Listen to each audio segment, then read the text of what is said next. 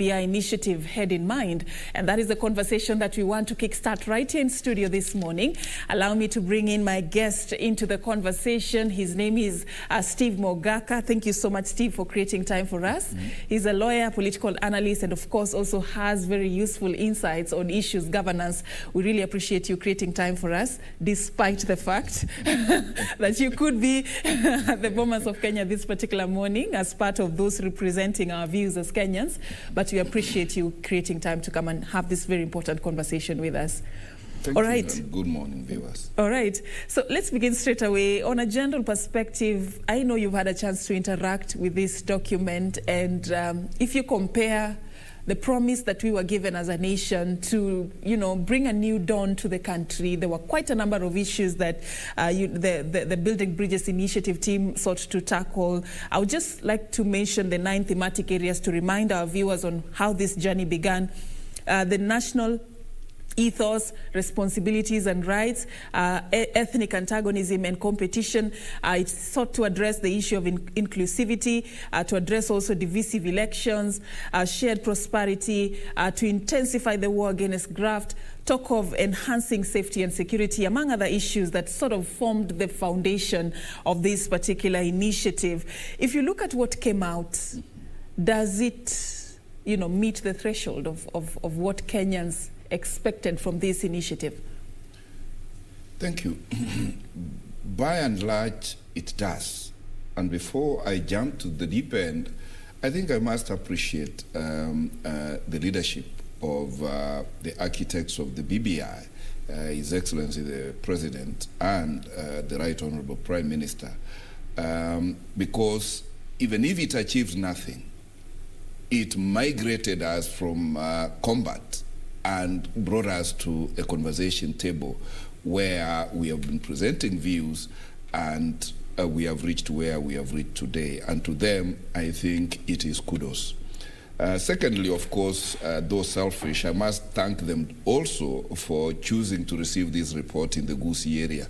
I've been here commentating about the BBI, the steps towards it, and I can't be more proud that the report was presented within the quick, easy proximity of my county. They say that is where it was birthed. That is where reggae began. That is where it was birthed, and I think I must give accolades to the members of the BBI committee for doing what it took to complete the task and again to present the report. And I also must thank the President and the Right Honorable Prime Minister that they have each been faithful and maintained their distance, their political distancing that has enabled this report come this far. And I want to celebrate the unveiling to the public of that report today, and know, as I do, that being a political country, there are those who don't even want to see the BBI report. They don't even want to know the content of the BBI report. But truth be told, this is an initiative to unite Kenyans. And through the Building Bridges initiative, even if you and I are not part of the construction of the bridges, at least let us use the bridges to reach out to other Kenyans, to have a united country, and to push the development agenda of this country that includes everybody, irrespective of who is elected and who is not elected. Now, coming back to your 9-point agenda that was set as the 4 corners of the Building Bridges journey, I think by and large, the report has attempted, I must say, it has attempted to address those very critical milestones that the 2 architects had laid down. And if you look at the comprehensive report, it has seemed to summarize the people's views regarding those 9-point agenda, and the recommendations that have been put out are I mean, as good an attempt as it is to try and give answers to that diagnosis, because I take the 9-point agenda as a diagnosis of what ailed Kenya. And this Building Bridges Initiative report is an attempt to give a prescription that addresses that 9-point agenda, and to the extent that there are almost recommendations covering 80-90% of that 9-point agenda.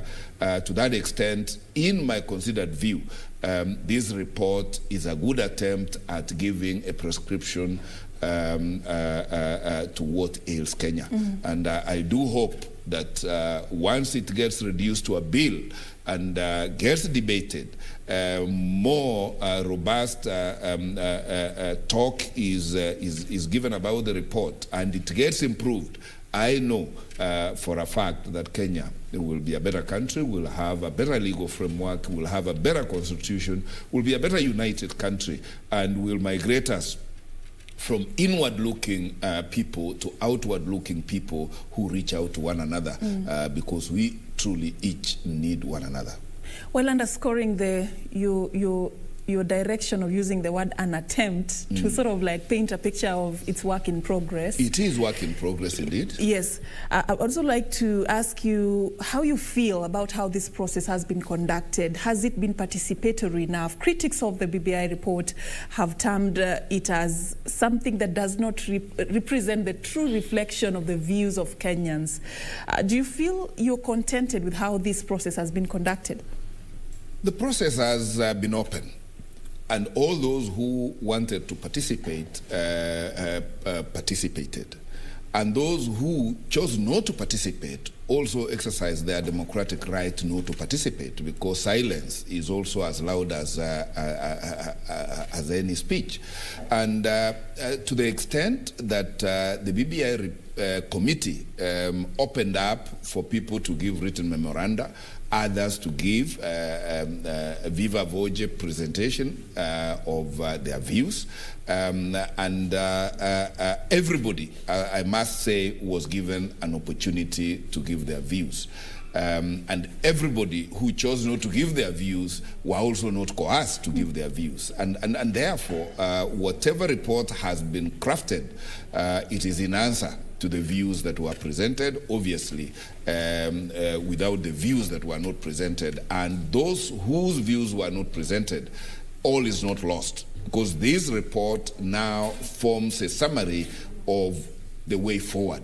It will be reduced to a bill, and whatever we did not present to the committee will perhaps be presented through the legislative process, which will also again be people participatory. All right. So there is still a chance for somebody to drop in some salt, to drop in some sugar, so that we feel included in the contributions that we made.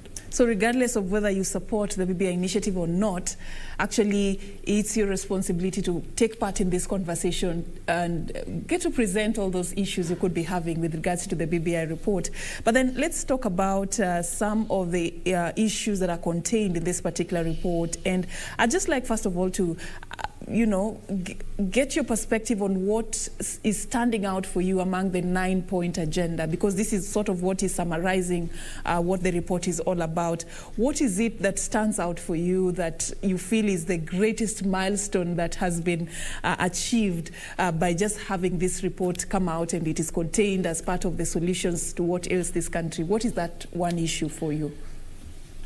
One would be too small a pointer to this report. And when we deal with this report, how I wish that we looked at every article or every paragraph of that report as complementary, because it's the totality of that report that then gives Kenya the architecture of where we need to be, because there are articles that are addressing the governance structure, and you and I very well know that every election has been divisive, and it has ended in strife.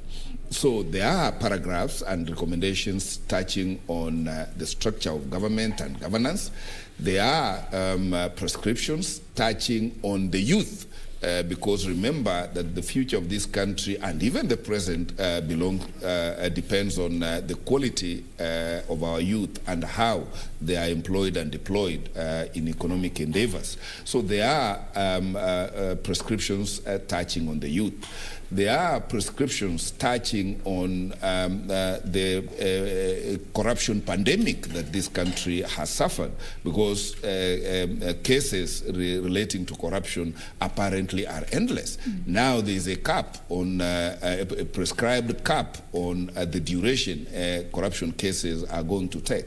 So in my view, every prescription in this BBI report is complementary to one another, and we must look at them and operationalize all of them together for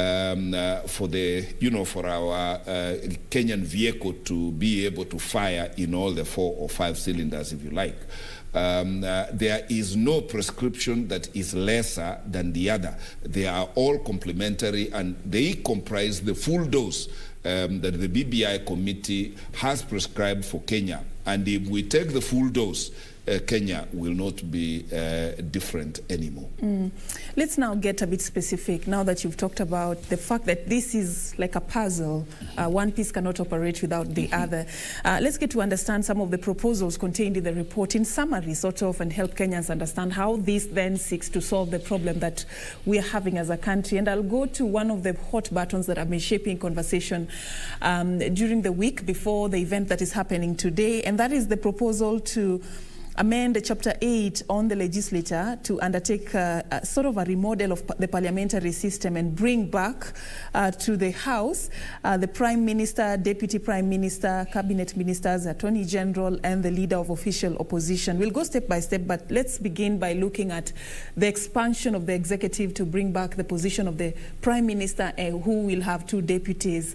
When you first, it was something that was expected though, but when you found that this was actually part of that particular report, what is it that you feel this is going to add in terms of how this country is being governed? What problem will it solve? Thank you so much. That prescription is actually an enactment of the handshake. Because remember, before the handshake, this country was torn apart. Why was it torn apart? 2 leading presidential candidates and their supporters would not agree on the results. And no sooner did we get a handshake that there was a very sudden calm in the country. And the writers of this BBI report have actually seen that there is a need to include the leading or the runner-up to an election in government, so that instead of running into a dispute as to I will not recognize whoever has been declared president and so forth, now we will be having the Raila Uhuru handshake after any election, so that the winner and the runner-up are both in government, and therefore there will not be any pressure on anybody and their supporters that are getting excluded. And having done that, with the same shot, this report attempts to cure the dysfunctionality of the present constitution, where we have cabinet ministers or CSs who are not in parliament. So that when elected legislators raise issues, there is no answer directly at the floor of the House, which therefore kills the debate as to whether the executive is conducting themselves in accordance with the Constitution, the law, and the expectations of the people and their oath of office. And therefore, by bringing back the Attorney General, Attorney General will be answering all legal issues concerning government. Yeah, by bringing cabinet secretaries, now called ministers or called cabinet ministers, we are now solving the problem of having to wait for time to have answers from cabinet secretaries who are not members of parliament, and therefore this brings sanity and smooth flow of parliamentary transactions, because the cabinet minister expected to answer to members' questions will be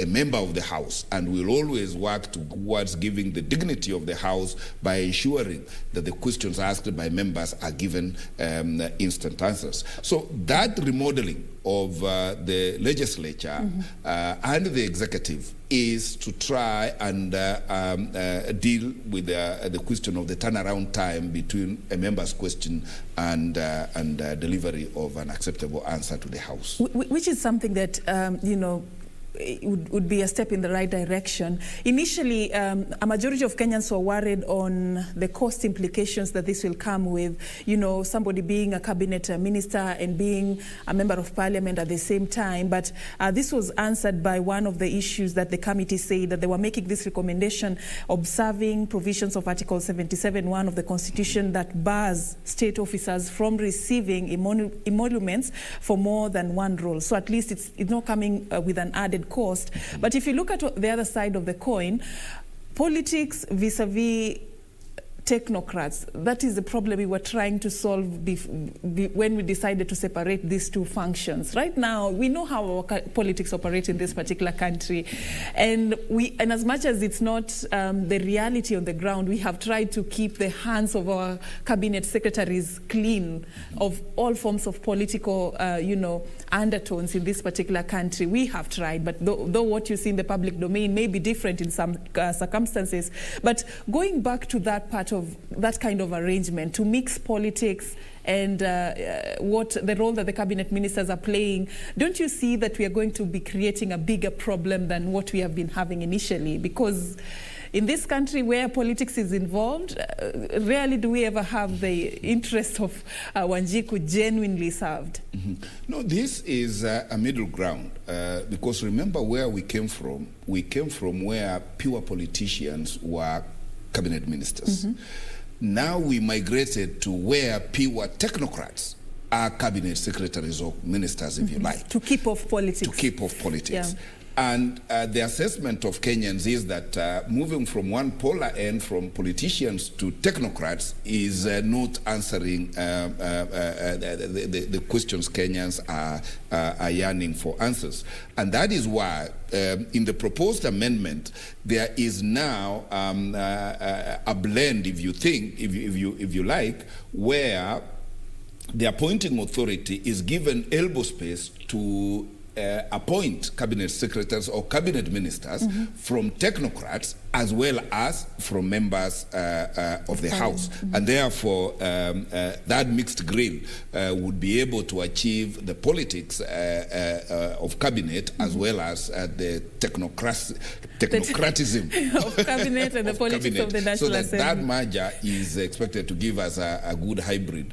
I don't know how that will work though, but we're still having this conversation. We are coming back to continue with Steve Mogaka, but right now let's cross over once more to the Bomas of Kenya. Let's link up with Irene Mchuma Odimas. She's interacting with some of the leaders that are making their way to the venue this morning. I understand she's going to be talking to Mheshimiwa Ole Kenta. Let's just listen into what she has to say.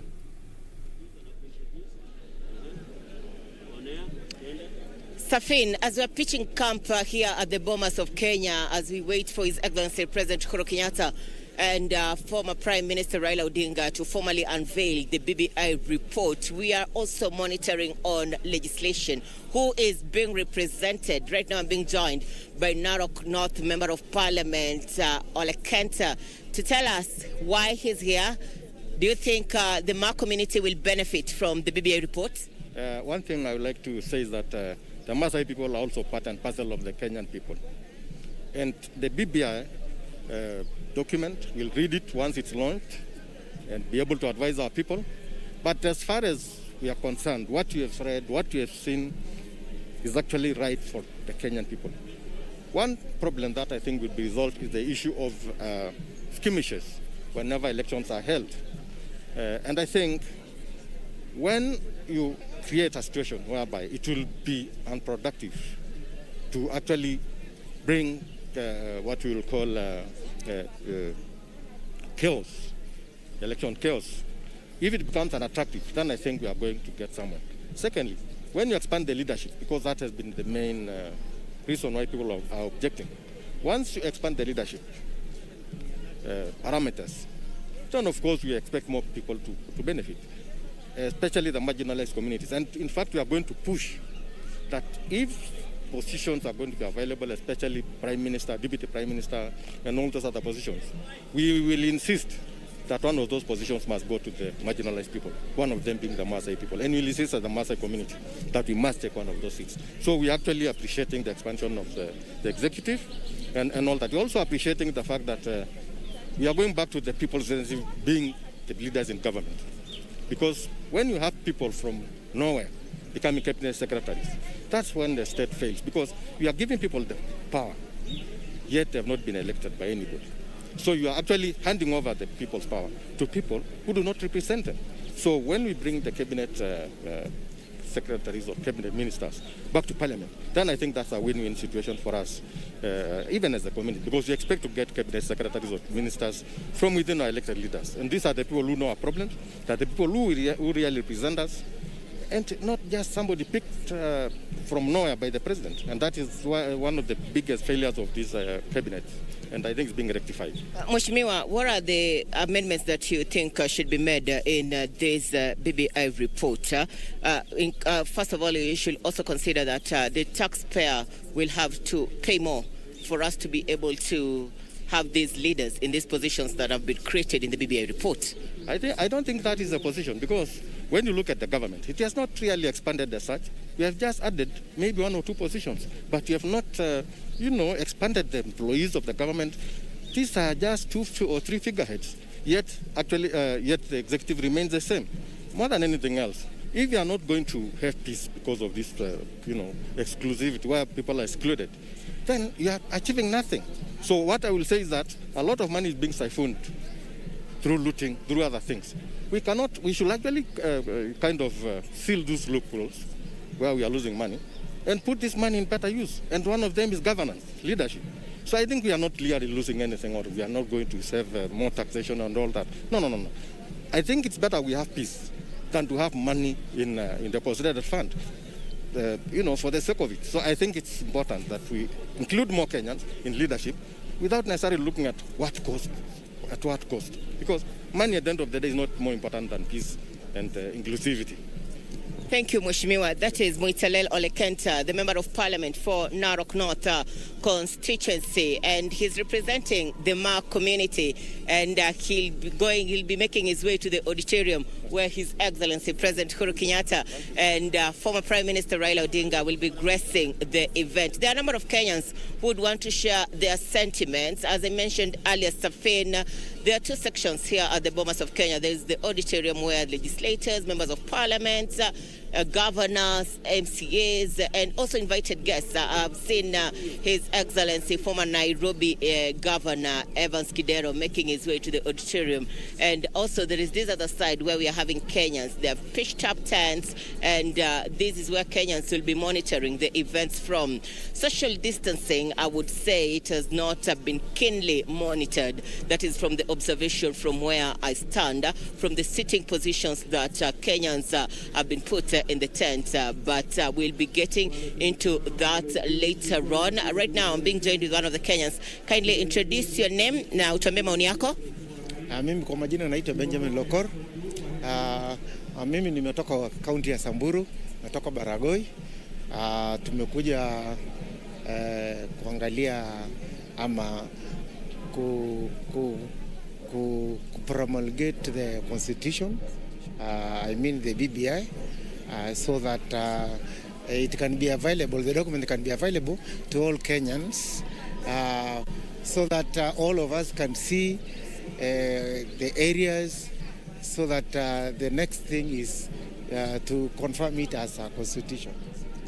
Thank you. Serfine, there are varied reactions from these events, and we are here to see how events will be unfolding. Yes, I was telling you about the protocols in line with the COVID-19 prevention measures. Yeah, there are those who are having their masks, and I would say 90% of Kenyans that I've observed today from this end are having their masks on properly in covering their mouth and nose, but our greatest concern could be the social distancing. At the tent from where I stand, if my cameraman will be able to get to those pictures, there is no social distancing. But as you walk in, you'll see you'll be required to have your temperatures checked. You have to sanitize and also have an invitation for you to be able to pass through the gates here at the Bomas of Kenya. And not everyone will be able to make his way to the auditorium. As I mentioned earlier, only those invited guests to be at the auditorium. This is where legislators are making their way from. They are not allowed to move in to the auditorium entrance with their cars, and only His Excellency and Interior Cabinet Secretary Fred Matiang'i was allowed to make his way. Also diplomats, I've seen them making their way to the auditorium, and His Excellency former Prime Minister Raila Odinga has also made his way to the auditorium. Our greatest concern is whether His Excellency Deputy President William Ruto will make his way in this unveiling of the BBI report as it gets down to history. Remember, it's also in 2010, 10 years down the line, that Bomas of Kenya hosted such an event as Kenya was unveiling the 2010 constitution after changing the 1963 constitution. And we'll be keeping a close eye to see whether His Excellency Deputy President will be making his way here. He has been at the fore opposing the recommendations in the BBI report, and it's just a matter of wait and see how events unfold from this end. Back to you, Serfine. Right. Thank you so much, Irene Mchuma Odim, for that update you're giving us from the Bomas of Kenya this particular morning. As she says, quite a number of leaders have already made their way to the auditorium, and of course at the section that has been designated for Kenyans to also follow the proceedings through big screens that have been mounted there. But an issue that she's raising is just touching on the safety protocols that have not been observed with regards to how this event has been organized. One of the issues that is standing out this particular morning is the lack of social distancing at this particular function. We hope that as the day progresses, something will be done, because safety is of essence, even as the country makes this historic move to just sort of begin a national conversation on the BBI report. But from what she's telling us, it's President Uhuru Kenyatta and ODM leader Raila Odinga have already made their way to the Bomas of Kenya. But it's a matter of wait and see as to whether the Deputy President William Ruto will also be attending this particular function. So we're still keeping our eye close to that particular venue. We'll be giving you live updates as we receive them. Plus, when the event officially kickstarts, we will be just taking you straight to the Bomas of Kenya so that you can catch it live and direct right here on KBC Channel 1. So stay with us. We got you covered throughout the day. Now, allow me continue with the conversation I've been having this morning. I've been talking to lawyer Steve Mogaka, and of course I will also be bringing in another gentleman into the conversation. His name is Wilfred Muliro. Wilfred, thank you so much for creating time for us. Thank you very Wilfred much. is a political analyst. Now, we had just started dissecting the report that was just unveiled the other day in Kisii, and I believe members of the public have also had a chance to go through it in the days that have been gearing up towards this public unveiling of the report. And before you joined us, Wilfred, we were talking about the proposal to expand the executive and introduce the position of the Prime Minister, who has 2 deputies, and also to have a position of the leader of official opposition be introduced during that particular time. You will be giving us your views on how this is going to, sort of heal what has ailed the country when it comes to divisive elections. But let's also listen into what is happening at the Bomas of Kenya. Let's link up now with Ben Troy Njue for the latest developments. Ben, a very good morning from where you are. What is it that you have observed, and what are some of the expectations for the day?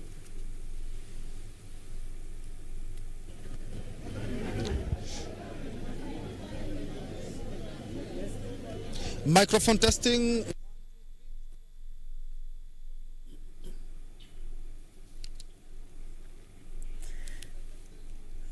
All right, we will be getting back to Ben Troy Njue later on. Let's just go back and listen into what he has for us. Behind my cameraman.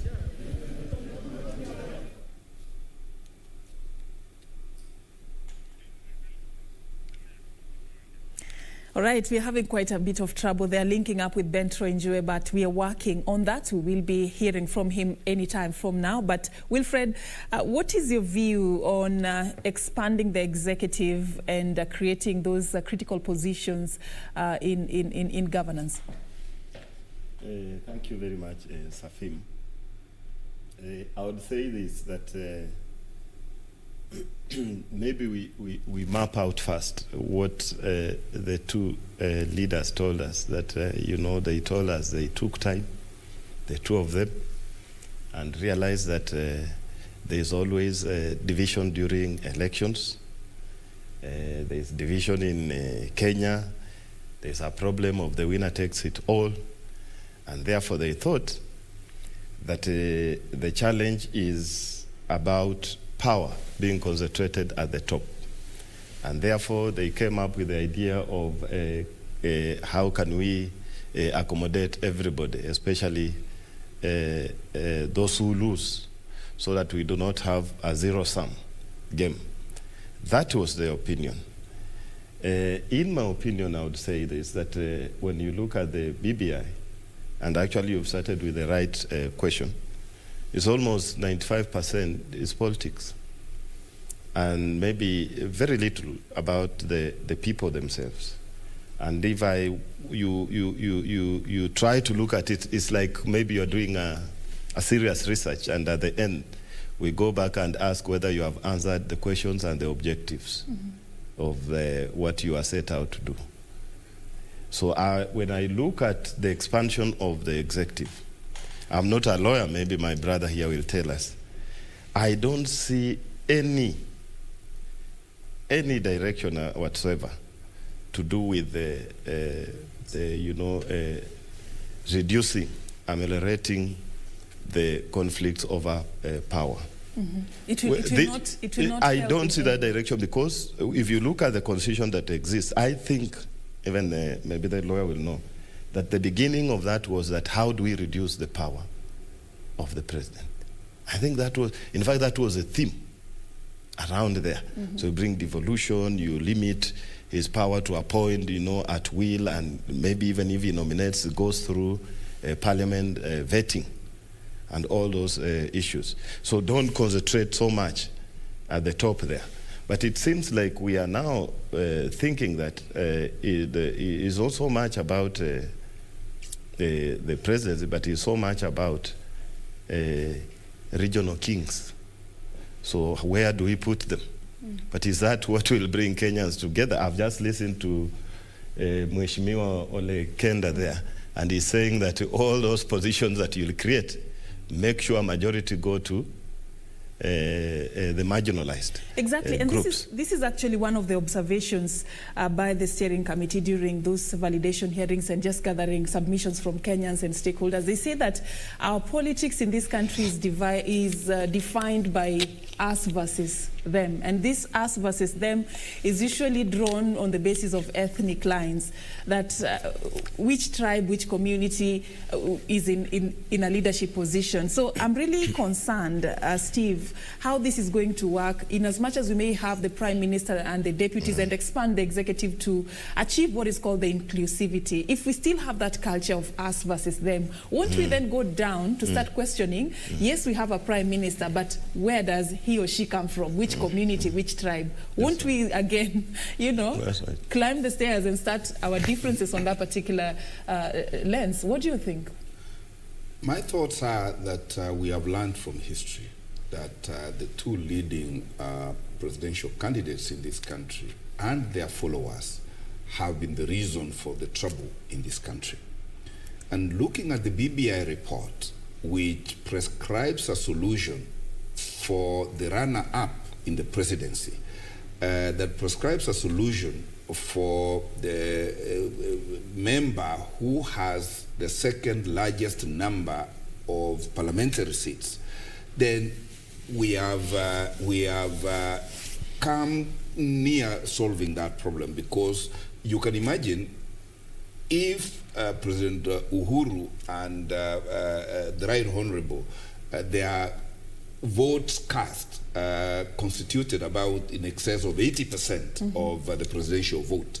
And it therefore is expected that if you have pacified, if you have included 80% of the larger Kenya, you have by and large therefore been inclusive and will reduce the strife, the post-election strife. And I think, in my view, that is a better experiment to do than the winner takes it all that we are in at today. And don't forget that when we have two deputy prime ministers, this takes cognizance that the runner-up in the presidency, or the one who has the second largest parliamentary strength, this has been contributed by the diverse communities and regions of this country. And it is expected, therefore, that these other positions will be spread to make us as inclusive as possible. I know where the challenge is, and this is where Kenyans should zoom into. How do political parties manage their affairs to ensure that there's meritocracy in sponsorship of candidates into these political parties? Because there are regions in this country where people are handed over tickets by the political father of that political party, and they therefore automatically become legislators. How do we deal with that phenomenon? And how then do we ensure that within political parties there are no shortchanges, that people who have given their honest contribution within political parties are not shortchanged by virtue of their numbers or by virtue of their measured loyalty to the political party's godfather? That is where the problem is. And if we include that when we do the amendments to if we adopt this BBI, my greatest challenge to Kenyans is let us fix the vehicles that contribute people to parliament, and those are the political parties in this country, which are very, very mismanaged and scandal. Safim, can I just mention something in line? I think now he's just captured what I was thinking about. That is this. Remember my introduction, Safim, was 95% is about politicians. But the way he talks now, actually, the idea is, who are we talking about in terms of inclusivity? Is it this many, Kenya is a multinational society. We are almost 42, 43 nations in one state, vying for the power, which may not be our problem. Maybe those people who constructed these borders in Berlin, the colonialists. But then we must live, if you remember the theme of one nation, one state. So the idea is about the people. So why I was saying that even if you expand at the top there, and you're not doing anything down here, beginning with the people coming now, even the middle, my brother, is now the political parties. You have put the right finger at the finger at the right place there. You are not doing anything. For this reason, that we had that progressive 2010 constitution. We created issues the National Integration, Cohesion, I think, Commission. What stops this government what stops these same leaders, these two leaders, from making use of this existing commission? All right. To achieve, to reduce ethnic divisions and achieve integration. We are picking up from there in a bit. Right now, I understand President Uhuru Kenyatta has already made his way to the Bomas of Kenya. We will be following up that later, but we have now taken you to Mombasa County. Let's listen in to one of our reporters in the coastal region, Michael Mwandiga, just to understand what the residents are also saying ahead of the public unveiling of the BBI report. Mwandiga. Good morning to you, Serfine Achieng, coming to you live from Mombasa. I'm at the CBD to get the views of residents here on the BBI report. Is being launched today, the 204 pages report. And I'll be joined by one of the vocal leaders, grassroots women leaders in Mombasa, Mama Ambassa, who will kindly tell her views regarding this BBI report, which is being launched today. Karibu Mama Ambassa, waeleze kwa majina kunaitwa nani na unatarajia nini kuhusiana na ripoti ya BBI ambayo inazinduliwa leo? Karibu. Mimi kwa majina naitwa Mama Ambassa, ndio jina langu maarufu hilo, na ni mkaaji wa Mombasa katika eneo la Vita constituency. At the same time, I'm a leader. I'm calling myself that I'm a leader na ni kiongozi. Na kuhusiana na ripoti ya BBI imeweza kuongezea mambo mengi, hasa kuongeza mapato kutoka 15% hadi 35%, na pia vile kuhusisha kila mmoja katika masuala ya maamuzi. Je, unachukulia vipi ripoti hii?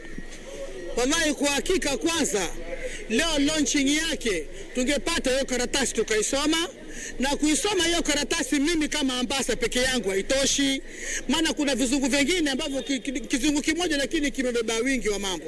Kwa hivyo kulikuwa kuna haja to form a team, wale viongozi wenzetu tuite kama wakili aje tufafanulie hapa amesema nini, hapa pameshambua nini, ndio tukubali tuipitishe. Lakini kutuambia tu kama anavyofanya wakubwa viongozi wetu juu, tayari washaanza kwenda kwenye county wakienda wakiomba tuipitishe BBI, that is wrong. This Kenya does not belong to somebody, it belongs to us. Even myself, I am a Kenyan. That BBI, if it is going to be passed, also I'll be also included in that BBI.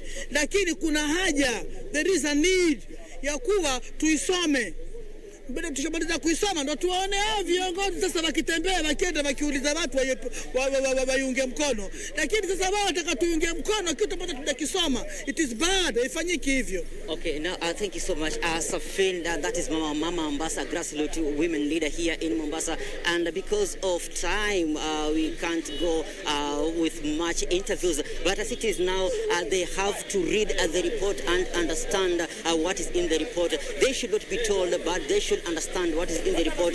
They should be informed. But here I'm joined by a gentleman before I bring it over to you, who will kindly tell me what he expects from the report. Kindly, sir, come on, tell me your name and what you're expecting from this report. What is your name? And this report, people are told that they should read and understand. They should not wait for the leaders to tell them what is entailed in the report. What's your take on this? And regarding the inclusion, it's the inclusivity being the issue in this report. What's your take?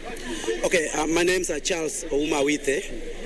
My take on the same is that actually this paper needs to be read and studied well by Kenyans. We need to at least comprehend whatever is inside it. But then the few that we have at least heard or read from the newspapers and the papers that we have currently are really giving us a lot of proposals. And as per me, it is one of the best proposals that we ever had in Kenya, because it is full of inclusivity, sharing of resources.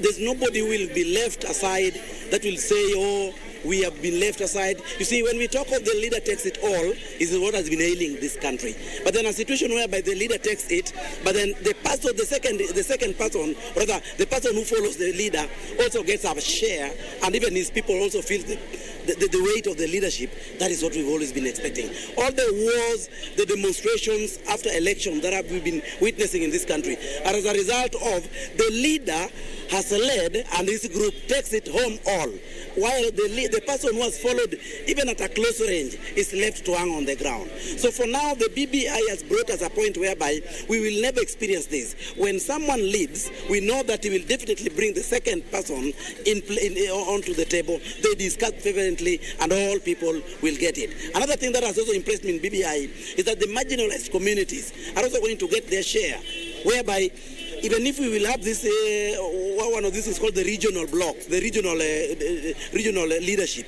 it will also even devolve the resources further into the ground, that everybody will feel at least a present person in the country. Yes. Okay, so thank you so much. Of course, those are their sentiments regarding the report which is being launched today at the Bomas of Kenya.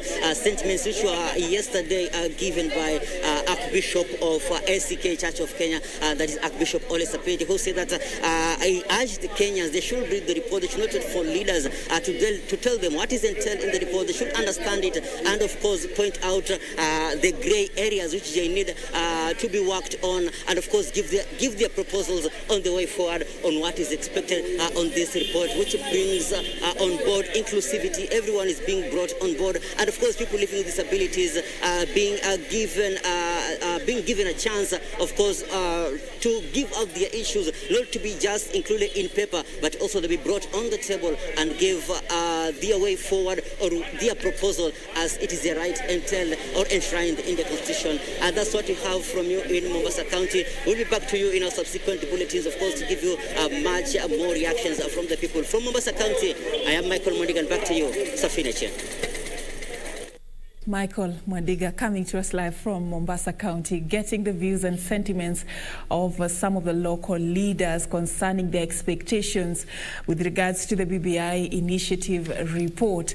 Now we want to take you back to the Bomas of Kenya to link up with Ben Troinjue. He's just standing right outside the auditorium, and just to give us an update on what is happening as we gear up to the official unveiling of the BBI report. Njue.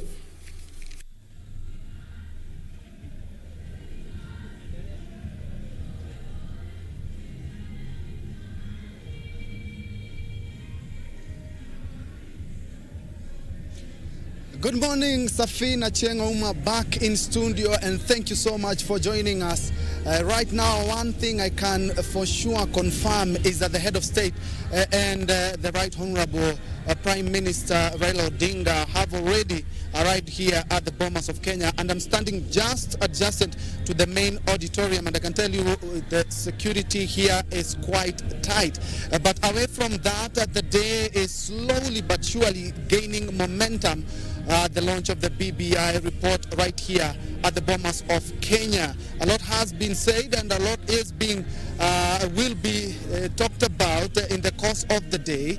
But one thing I can also confirm is that the program is yet to officially begin, and it's supposed to begin any moment from now. But right now I'm being joined by a constitutional lawyer, Henry Kurauka, who will give us a glimpse of what the 14-member committee led by Senator Yusuf Haji had to go through, and what he feels the BBI report is talking about.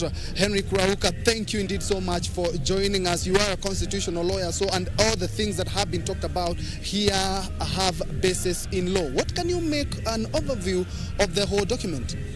Yes, BBI report is wonderful. It's a good work. I congratulate the committee.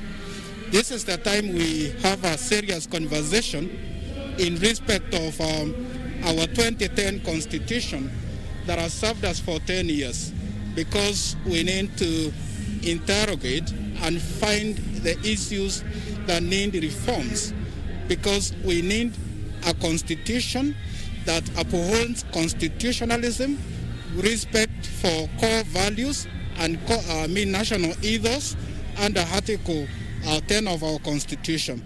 I do congratulate our committee because they have come with very, very serious issues that have been discussed over and over a time. We have the money to our counties. The national revenue is now 35%. Apologies, we're having the national anthem.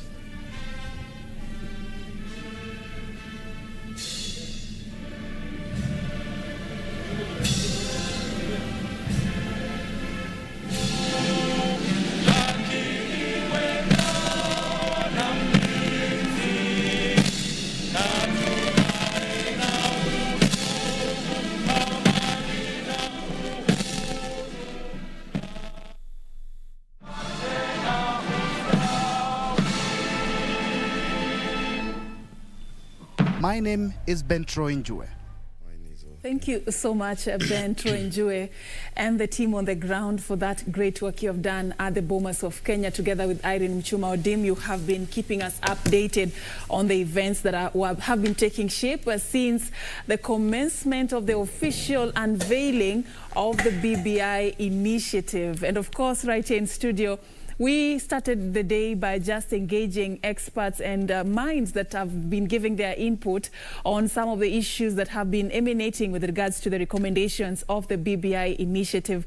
But what you have seen at the Bomas of Kenya is the culmination of what some would term as sort of a signal to open the floor for conversation revolving around this new constitutional dispensation to begin, as Kenyans are invited to not just read the document, but also take a step ahead to give their opinion and their views, regardless of whether you support the BBI initiative report or you are against it. You're invited to share your opinion and to add your voice in what you feel should be contained in that particular document to bring a solution to what is ailing our country. President Uhuru Kenyatta, ODM leader Raila Odinga, and the Deputy President William Ruto were the key focus about this particular event, and they shared their remarks regarding some of the issues that the country should focus on going forward. And those are the issues that we want to start discussing right here in studio, including what other leaders also shared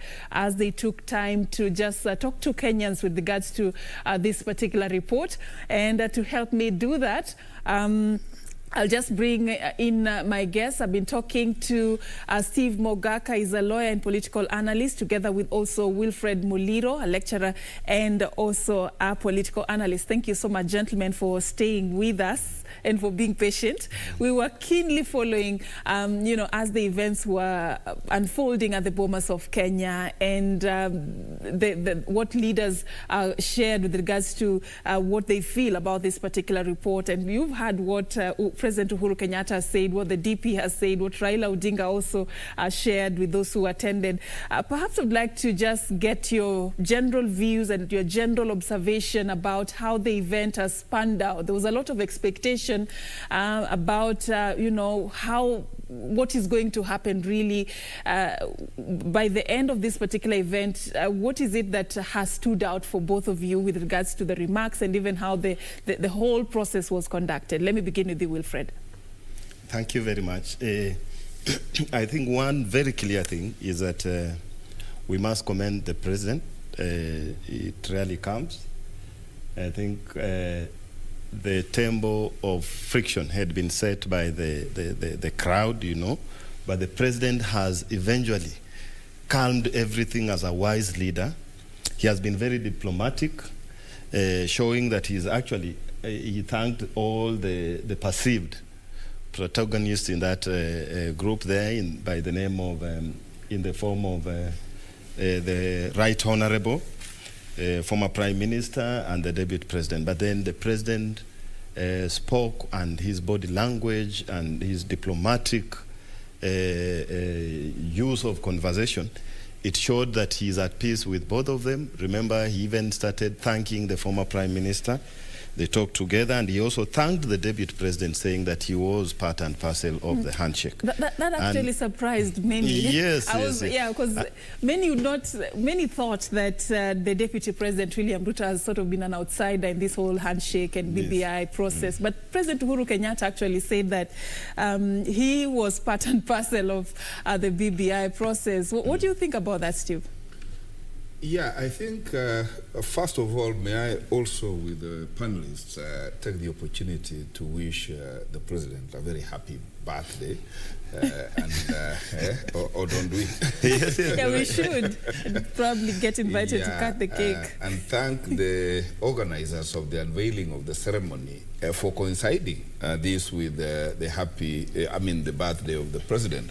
Perhaps that was the trick behind him, the President diffusing the tensions that were getting created through the hard talk by the politicians.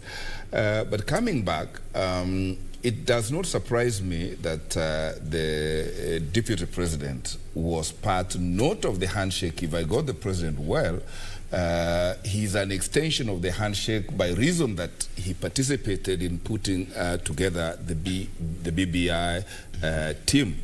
But it is also surprising to note that the Deputy President has taken a very hardline position on the BBI process and the team when he himself was part of the formation. Strange things happen with us politicians. But that is it. And what was to me most outstanding was the inclusivity of the speakers at this particular forum, starting from the ordinary mwananchi, starting from the victims of the post-election violence. You could see the parents of baby Pendo, to those who were displaced at the Rift Valley. I think that inclusivity in this particular occasion of unveiling the BBI report was fantastic, because it does make one reminisce what it was like since 1992, when these post-election skirmishes commenced, picking up in 2007, 2008. But what I was about to be disappointed about is that many a speaker missed out what the occasion was. This was actually the occasion of unveiling the BBI report to the public. This was not the forum to give views about what the content of the BBI was. And I must thank the President, because he steered clear of that and did not seem to give his contribution, but prayed that the citizenry should help see this BBI to fruition, and if there is an idea which is better than what has been suggested in the report, and that idea is welcome. So I expect that there is going to be a clear forum for those of us who did not participate to participate, because sadly I actually did not see the Deputy President participate or give a contribution to the BBI, and I was shocked that he sought to now give a blow-to-blow response to the BBI report when he did not give any contribution. I trust that by way of a memorandum, the Deputy President and anybody else who had not given their contribution can submit a memorandum, particularly now that we have a four-tier implementation forum. There are those aspects of the BBI report that require mere administrative intervention. And the executive, where the Deputy President government needs to expedite the administrative actions that require to bring the recommendations that were brought in. The policy interventions go to Cabinet. We expect Cabinet, under the coordination of CS Interior, Dr. Fred Matiang'i, to quickly come out with policy interventions through cabinet papers that will help fast-track this, and I look forward to our Parliament, both Senate and Parliament, to also quickly expedite the legislative intervention that are required, so that we are left with the constitutional amendments that we require to do. And for those that require a referendum, courtesy my party leader, Dr. Kalonzo Musyoka, he proposed an uncontentious referendum, building consensus for the referendum.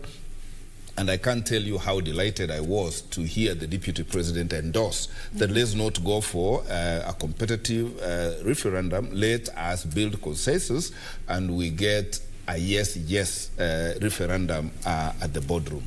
I'm sure, as I predicted early, without celebrating the Right Honorable, BBI is a reggae that indeed is unstoppable, and I'm sure those who are out will quickly learn the motions of the reggae. That's a matter of wait and see. Yes. Bishop David Oginde actually just really strongly advises against dancing reggae. Dancing reggae. and then the wheelbarrow mantra. But then let's talk about the reservations that the Deputy President William Ruto had with regards to the proposals contained in the BBI report. First of all, Wilfred, I'd like to ask if you agree with Steve, that it's a little bit too late for what the DP did and other leaders who came forth to share their submissions during this specific event. And also tell me what you think about his reservations with regards to how the proposals contained in the BBI report, for example, to create the position of a DP with 2 deputies, is going to solve the winner-take-it-all electoral formula, the challenges that have come with the winner-take-it-all electoral formula. Serfine, thank you very much. I think as a politician, I didn't know. I'm a political scientist. I just observed. I didn't know my brother here has his party leader was there. But I would like to say this, that as a politician, this, you know, the level of the president, the former prime minister, people like Kalonzo Musyoka, there were times they went there to present maybe as a party. But at this level, these are national leaders. And when the document is presented, it will not be right, neither will it be strategic for any politician of that level not to address himself to the issues of the BBI. As my friend is suggesting that they were just to unveil. No. A few issues have been mentioned, and that's why I think I should applaud Musalia Mudavadi. He set the pace. He's the only person who seemed to have read the document, discussed with this party. It was unveiled, you know, it has been circulated, discussed with this party, and then he was coming to give just a summary of the position of his party. Even the Deputy President said, there are a few areas I think need improvement, but then we should be talking. He even said he's a slow learner. But as leaders, in terms of, he says, as scientists, we want to go slow. The others will go fast. Didn't use the word slow. Yes, yes. Okay. As scientists, I think they take that time. I should reframe that. But then what we are saying is that as a politician, and I should thank them, I think even the ANC leader, and even your party leader, to some level, he touched on the substance of the BBI. And I think what the Deputy President was doing is that to set the motion for future discussion. Such people at that level, you will not find them that when the committee is sitting now, he also comes like all of us, he's giving his views. They have other channels of communicating that, just like the retired Prime Minister. But then I would want to mention something, Serfine, that if you look at what the President has consistently emphasized today, and because he was speaking, not sticking his eyes to any written speech, there were 3 things he kept on saying: that peace, unity, and how to reduce youth unemployment.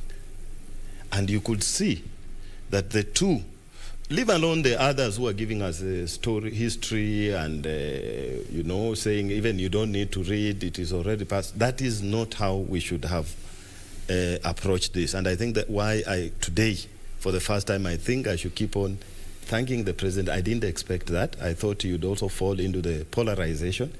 But he set the pace and summarized the whole thing and said, we also, it is a conversation, and he said, I agree with those who are saying that there are some areas which are not satisfactory. But we should focus on these 3. But then those who also came there, like the Deputy President, you know, all the previous speakers before him, indirectly, this is Kenya, we know the politics. He'll talk about the law, but the innuendos in politics were all directed at him. And I think he had all the rights to respond in a way he did. And actually, he did take a very hardline stance that we expected from him. He was smiling, and I could see, even when the President said he's running towards another side, it looked like they were laughing, all of them. Light moment. Yes, a light moment. But he answered in a way, despite even the crowd looking like he didn't understand, the final objective of BBI is inclusivity, tolerance. You know, not intolerance. It is not cast in stone. It was said like that in Kisii.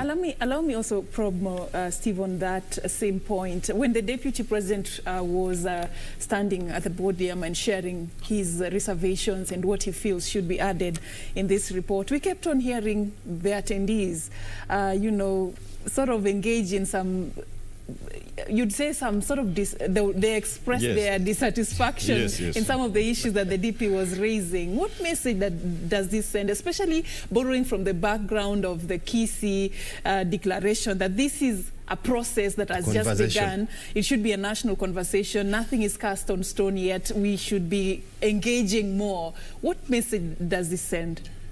Well, this sends a message that the attendees or the invitees to the function were a bit impatient. Of course, the Deputy President was talking long after 1 o'clock, and many of the attendees are used to the Deputy President giving few remarks and inviting the President. But the Deputy President, and he sought forgiveness that he's a scientist, he went to carry out a surgery of the BBI report and take the delegates through a blow-by-blow critique of the proposals that were made, and even took the trouble to respond to each of the contributors. And I think this is what was making the delegates a bit restless. Not his submissions? Whatever he was calling his submissions was actually a critique of the report and a critique of other the preceding speakers about the same subject. And I think this is what was irritating the delegates, that ordinarily when you go to a conference of this type, and that is why I insist this was the unveiling ceremony. This was not the ceremony for people to debate their views.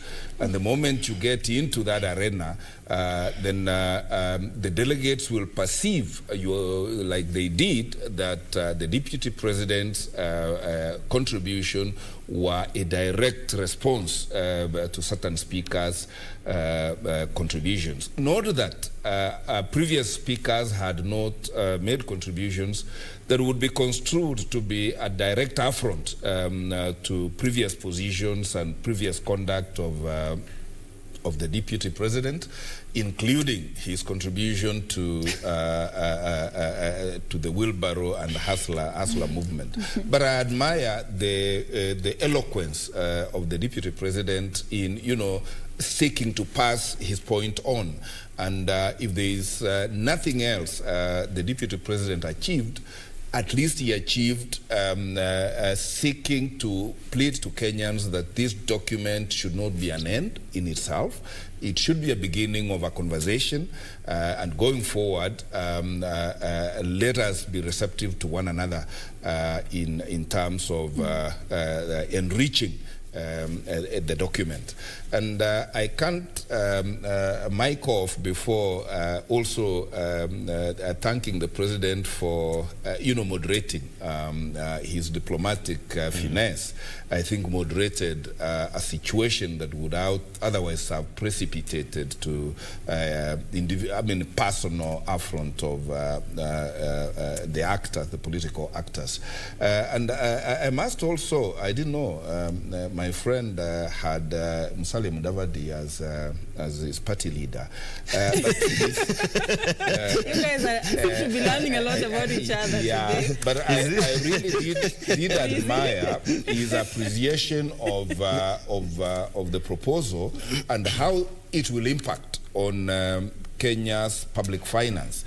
And he did point out on how debt burdened this country is, and did wonder that with the proposals that we are seeing in the BBI, are we going to further borrow? And if so, he did caution, and having sat as a finance minister, he knows what debt can do to a country.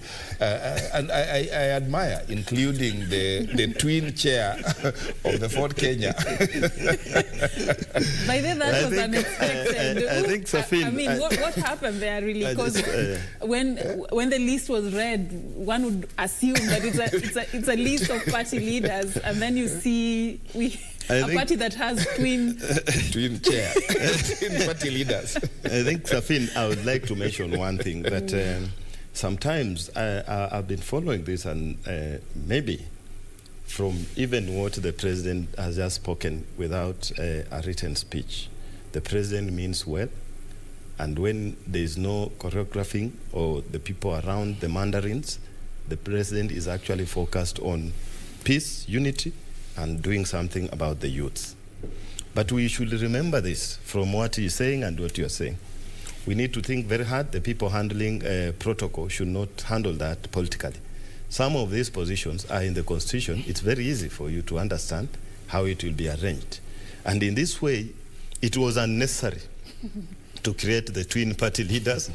It was unnecessary to include people in that audience who could even, when the president, the head of state is speaking, if you feel that maybe you want to, it was almost like heckling, even if you are supporting. And even the deputy president of this country, if this process has been live on most media, these people have followers. The former prime minister has a huge following. The deputy president, huge following, the president himself. So a few people who have been invited. I'm asking the people who organize protocol nowadays. We've never seen that in a room. This is not a rally on a road. That one we can expect. But these are people, some of us were denied, we could not go there because they selected people they thought have a direct impact on the unveiling of this. But then when we hear noise, heckling, taking sides, this translates to the listeners. The president's vision of coming, BBI's objective is unity. But what are you doing when the deputy president of the Republic of Kenya or the president of the Republic of Kenya is speaking and people are shouting in an audience that is organized invites only?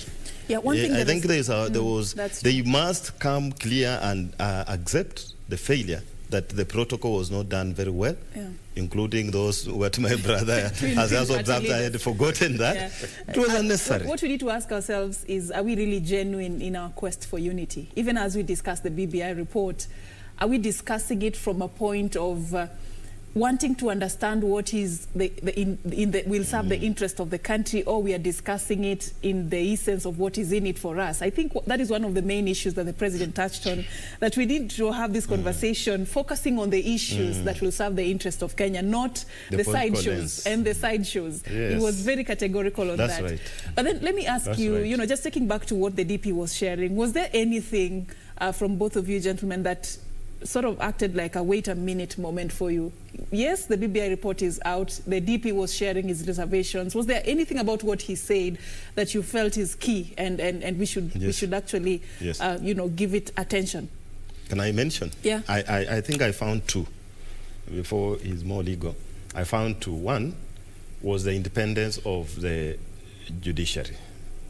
I think if we are going to appoint the ombuds is appointed by the executive, then we are sinking our teeth into the idea you call separation, the doctrine of separation of powers. And we have seen those challenges already on the judiciary, so we don't want to go that path. Let them remain independent. Number two, which was, I didn't know that, I've not seen it, was the idea of you promise women with your left hand and you lack of a word, I can say emasculate them or weaken them with the right hand, in this sense that you are now removing the position of the woman representative as a member of the National Assembly, and you're saying now we shall have two senators, one man, one woman in the Senate. But this Senate, as he observed, has now been weakened.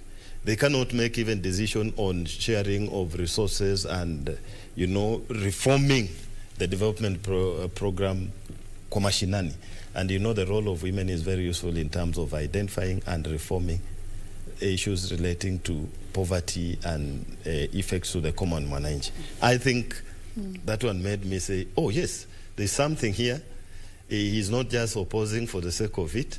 He's not holding a hardline stand. He has seen something. And remember, Honorable Musalia Mudavadi had also mentioned those issues in a clearer manner. He is a sober leader, in my opinion, and he had mentioned independence of judiciary, and he had mentioned we need to make the Senate a stronger house, because after all, even the president mentioned, devolution has been one of the steps through which we have been trying to unite and create equity among all Kenyans. So then the one that oversees devolution decides on the resources should be stronger, not weaker. All right. Yes. The introduction of the office of the Judiciary Ombudsman was a welcome move even for the ANC party leader. He suggested that instead the appointment should not be done by the executive but by the Chief Justice. Can that solve the problem that is emanating with regards to the independence of the judiciary, Steve? Yes and no. And before I respond clearly, what played clear out of the audience and even participants in receiving the BBI report was the very conspicuous absence of members of the judiciary, whether by design or by accident, I do not know. And usually it is so critical that when you are discussing a certain institution or arm of government, it is important to include them. Otherwise, we will be negating the very essence of inclusivity we are talking about in the BBI. Having said that, yes, there is need to have an internal dispute resolution mechanism within the judiciary.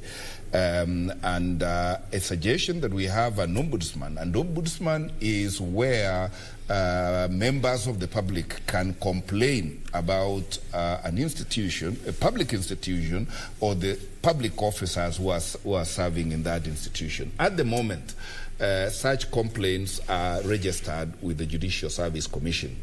I would have been a happier person if the judiciary had been given this suggestion so that they make it as a contribution to the BBI committee.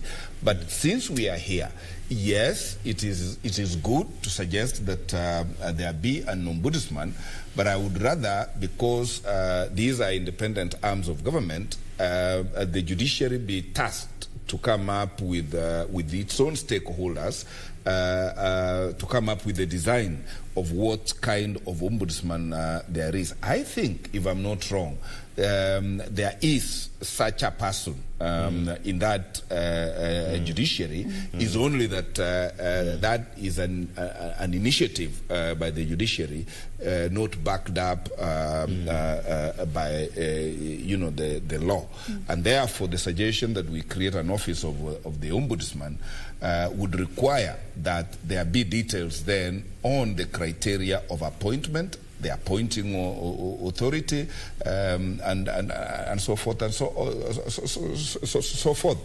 But before we get out of there, remember that there is an ombudsman at the moment, the Commission for Administration and Justice. And therefore, I do not know when we put a judiciary-specific ombudsman, what then becomes on the collective ombudsman that there is. I would have rather then we enhance the office of the current ombudsman so that it can have the three arms akin to the three arms of government, so that we not only capture an ombudsman for the executive, let there be an ombudsman for the judiciary as much as we should have an ombudsman for the legislature, because we have a lot of legislative officers who misconduct themselves out here, and members of the public don't know where to make the complaint to. So that approach on ombudsman should cut across, so that the public get to know if you have a complaint about what arm of the government, you are appropriately directed there. All right. Still staying with the judiciary, a proposal was presented to have a high court in every county and to operationalize the judiciary fund.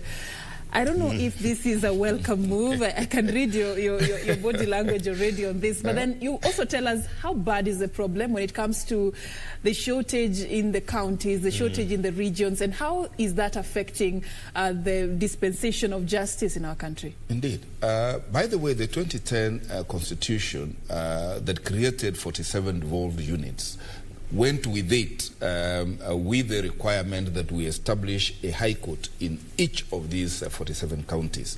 And even the sub-counties are also supposed to get courts.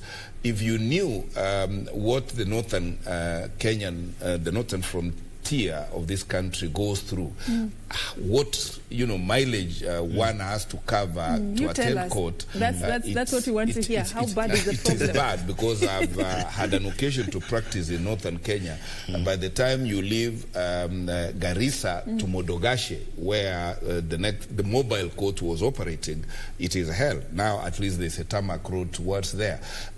Remember, these northern frontiers have a twin problem that the courts are very far away from where the people are, and then there is no public infrastructure. There are no roads. There is no transport getting there. So it both gives a serious challenge to not only the judiciary but all other public officers, because remember, the police have to transport those who have to attend court. They have to transport them from far-flung areas to bring them to court. If they have to be taken to prison, the same. So what I read the Deputy President say in his speech is that you people are talking about BBI and proposing reforms to the judiciary. Yet the 2010 Constitution has created articles and provisions that require devolution of justice, which has not happened. In fact, I also saw him almost short of asking the president, why have you not even appointed the judges? Yes. You are talking about ombudsman. Ombudsman does not give people justice. I saw the deputy president, being shy of actually telling the president, let us not talk about what is it's yonder, when we have low-lying fruits like signing off the appointment of judges and you give justice to the people. It also demonstrated that the deputy president, though a deputy president, has an independent mind and is able to stand up and give his contribution independent of that of his boss. I don't know whether that is what was causing the impatience with the crowd, that he was looking like he's extending his rebellion or his whatever. But thank God the diplomatic president still brought him back, telling him, please, don't take this relay baton backwards, take it forwards. So those light moments seemed to level a ground that was almost going to look like there are rifts. Yeah, at some point even students sort of like whispered something. He whispered to the president. The president but then maybe must have been saying, Mr. President, don't kill me.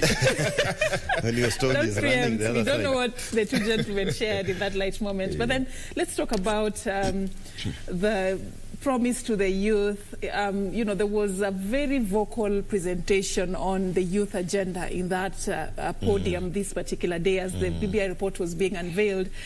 If you look at how the recommendations that have been presented to address the challenges facing the youth in the country vis-a-vis the problem that we are having, do they match, Wilfred? Do they match? Talk about the help, talk about the tax relief and everything that is contained in the BBI report. Are the youth going to finally have a smile? And probably should we change the narrative also? We had people criticizing the direction towards the wheelbarrows and the mkokoteni. Is that what the young people need? And if not, what then do we give the young people? I think, Serfine, one thing that emerged in this time, this process of BBI this time round, were the political undertones, the satire, the humor, all those things there. For this reason, that almost every item of the summary that Prof. Adams Olo gave was responded to with some political undertones. So when you saw the idea of wheelbarrows emerging, and even I know my friend here did not raise, he was almost getting there, that the president was, Deputy President was responding to almost including that youth from Trans Nzoia. And there is if you watch very well, there is a growing even narrative again within that audience that on one side, how do we help the youths have a better life, improve their lives? On the other side is whoever is thinking about the youths, is it sustainable? Is it modern? Is it the 21st century, as people are saying now, including the Court to Secretary General, that we in this century where we are talking about meta, something technology and the rest. Blue economy and all that. Yes, and all those things. And you could see, actually, you are very right on that question. I like it, because even when the president came in, just look at the beginning of BBI itself was, why do we have violence during elections? Why are we divided on ethnicity? I think the idea of the youth was not so much for, but when the president summarized, he repeated twice, I think even 3 times, that let us focus on these 3 things: peace, unity, and reducing youth unemployment. All right. So when you say, I've heard something, Serfine, just rushing very fast to your question, I've heard people say that instead of saying now youths after university, which I'll add another perspective of the youths we are thinking about. Because you're almost yes. After university, you tell the youths, okay, maybe we're expecting you'll be unemployed for 4 years, therefore we give you a tax break. Why can't you think of ways of it, after university, the minimum maybe 6 months unemployed, and we can get you a way of getting employed? Then number 2, there are people who have said that youths, especially even the employment among the youths, is not because of those educated. In Kenya, we think an employed person is one with a degree. We have those, you may not even employ them. They call them unemployable, but I don't think that's a good term in politics. That those who cannot go to those blue jobs. So what do you do with them? Will you give them computers, the rest, or they are already doing something, pushing a wheelbarrow and selling bananas? What do you do there?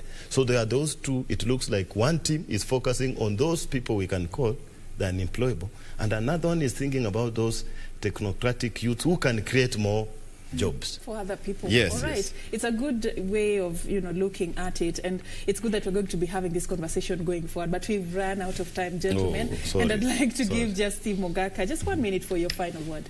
Yeah, my final word is that this is a good beginning, but the question of inclusivity needs to be looked at very critically, because I saw a glaring omission of inclusion of other party leaders or political parties, because Honorable Yongo Nyamweya, for instance, from Kisii, where this BBI was delivered, were not included there. Kivuda Kibwana is a party leader, and what I would urge the conveners and arrangers of this business not to lose the steps at the very early steps. Let us be as inclusive as we can at the very earliest. Otherwise, it was a good beginning. How I wish that we all embrace this report, enrich it, and make Kenya a better place for all of us. And that is our dream, and that is our vision, each and every one of us. Thank you so much, gentlemen, for creating time for us. And thank you for keeping it KBC Channel 1 since we began this day's coverage till now, as the BBI initiative report was being launched at the Bomas of Kenya. Now the stage is set. A national conversation is being called for. Are you going to be part of that conversation? That is the question I leave you with. My name is Serfine Achieng, and our sign language interpreter is Simon Karotha. Have a lovely evening and keep watching KBC Channel 1. We still have more for you. Our subsequent news bulletins at 7 p.m. and at 9 p.m. More Matters BBI. We are packaging that for you. Thank you so much once again for your time.